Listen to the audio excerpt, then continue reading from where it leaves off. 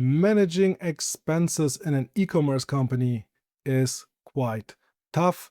At the beginning, you can do it in Excel files, it's not a problem, but when you grow, you will have some pain, especially when loans, leasings, and all kinds of other stuff comes around where you have to copy paste stuff from the last month to the next month to see how much monthly payments you have, and you have to juggle around with several Excel files just to keep track of everything. If you have to prepare for a meeting with finances, it's not easy and not nice. That's why we have built our own solution, so our own software with Laravel, Inertia, and Vue, which shows us exactly what we need to know.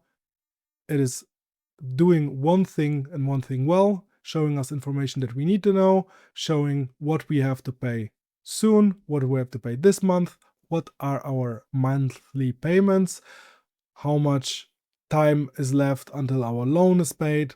Only no BS information. That's what we need. No fancy stuff, just pure numbers and pure info that we need in our daily business. Without further ado, let us jump straight in. Let's start with a short overview of the app. Here you open it up. This first thing you see is the dashboard. You have the basic information that you basically need from any expenses app, like your monthly costs, your due, overdue, what is due till end of the month. So when I open up the app, I have a pretty good feeling what is going on in the company when it goes about the expenses. This is the single source of input. So the only thing that you put in actually manually is from the expenses tab. So you put in just the expenses that come in. We sometimes get them per mail, sometimes we get them per normal mail, sometimes per email, depending. Still, people in Germany still sending some invoices by mail. Yeah, it happens. So we put it in here. You have here also your basic information, so your summaries.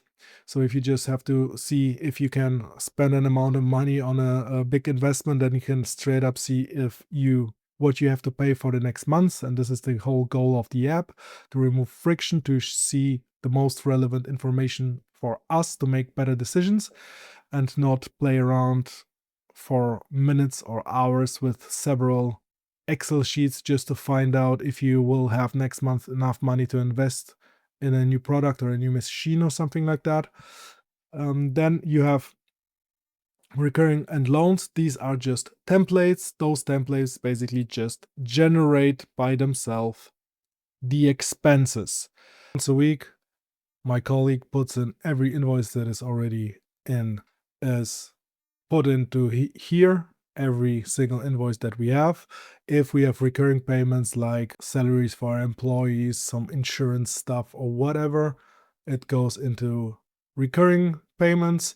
If we have loans or leasing, it goes into loans or leasing. Loans and recurring are just templates which basically generate the expenses, so we don't have to copy paste them every time.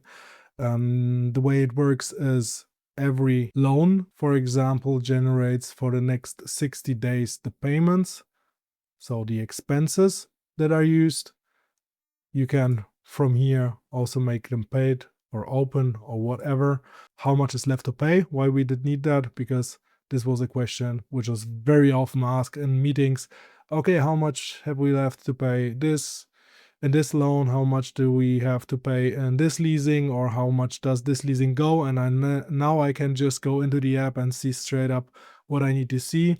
You can set here the initial payment, the last payment, and the monthly payment, and the end date, and it will actually figure out itself. So do the math and close the whole thing when it is paid off. So even if you would mess the dates up or something like that, it will just go with the monthly payment.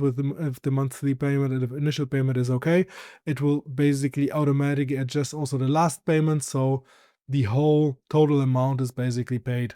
You can also auto pay it, meaning in the expenses you don't have to set this on paid. It will do it automatically. It's just in here so that you see what you have to pay this month. What is also nice is when you accidentally remove an expense from here and you press generate, it will generate just the missing expense and not the one that already exists. So if I would remove both of them and generate new. Both are here. No matter which one I remove, this one will get back.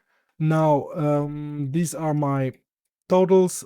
We have a loan service, which is basically, come on, loan service, which is basically just a service with those methods that are generating the totals, getting everything from the database and summing it straight here with the sum monthly amount and cent, and returning the sum that we need. So we sum the total monthly times 12 plus yearly recurring.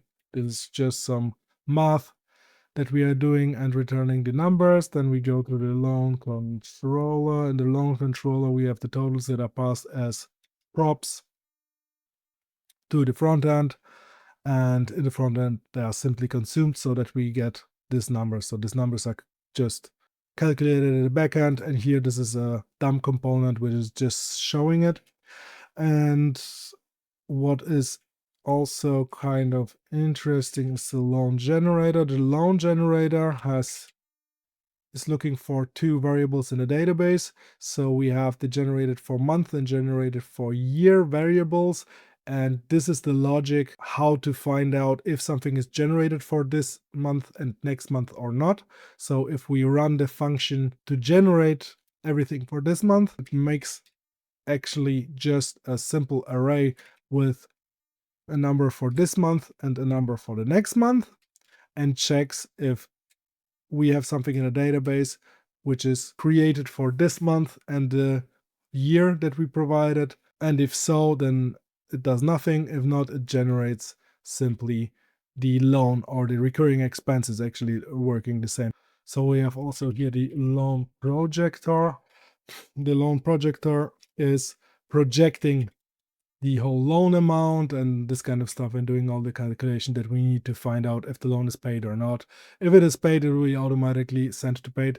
It's just all a quality of life thing, so that we don't need to do that in Excel files. Long story short, backend owns the rules. Everything is done on the backend and just passed to the front end with props. We have a loan index, and the loan is basically consuming the props. As you can see here, all the cards are just components which get only the number from the prop. So there's nothing in the front end. It just consumes what is coming from the back end.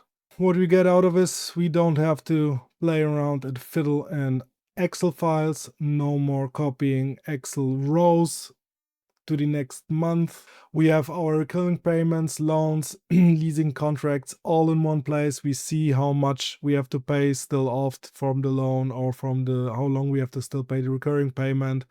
We see the remaining loan amounts instantly. We don't have to play around in several files to find out simple information that we need. And the simple process of entering the invoice into the database is faster than it was in Excel. That's it, folks. That's the whole system I wanted to show. It's predictable, it's simple, it's doing one thing and it's doing it quite well. And this is the nice thing about building a software yourself. If you build it yourself, you have the freedom to do whatever you want. And this helps a lot. So if you like this kind of content, please subscribe, like the video, comment. If you have any questions or have anything to say, I will answer every comment. Thank you very much for watching. Goodbye.